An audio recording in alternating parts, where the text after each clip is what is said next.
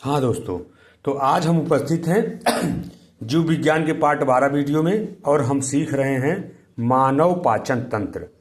तो मानव पाचन तंत्र में क्या होता है उसको हम एक हेडिंग वाइज देखेंगे।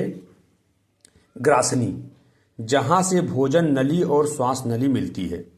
क्रमाकुंचन, भोजन का धीरे धीरे आगे बढ़ना। काइन, भोजन की लुगदी।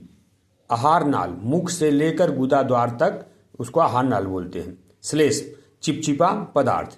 जठर रस, आमाशय में जठर ग्रंथियां पाई जाती हैं जिससे जठर रस निकलता है। जठर रस, इसमें श्लेष्म होता है, 90% जल होता है, HCl होता है और एंजाइम होते हैं।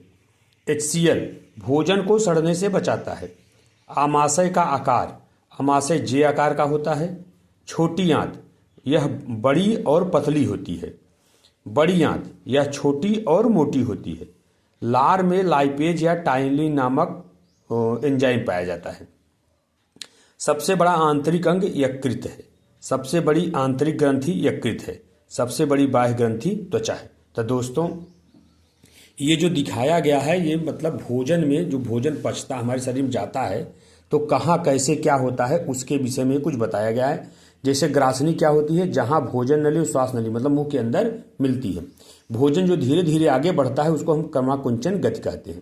काइन, भोजन जब मुंह में हम लोग कूच देते हैं तो वो एक लुगदी बन जाता है, उसको हम काइन बोलते हैं।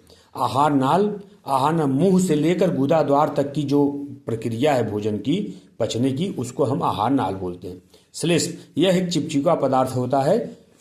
जठर रस, यह आमाशय में जठर ग्रंथियां पाई जाती हैं जिनसे जठर रस निकलता है। जठर रस में श्लेष्म, 90% जल, HCl और एंजाइम होता है। HCl, यह भोजन को सड़ने से बचा मतलब जठर रस में से ये होता है और यह भोजन को सड़ने से बचाता है।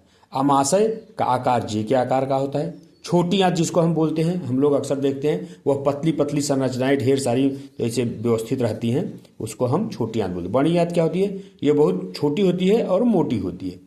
लार में लाइपेज या टाइमिल नामक जो है, लार में जो एंजाइम मिलता है वो लाइपेज या टाइलिन होता है।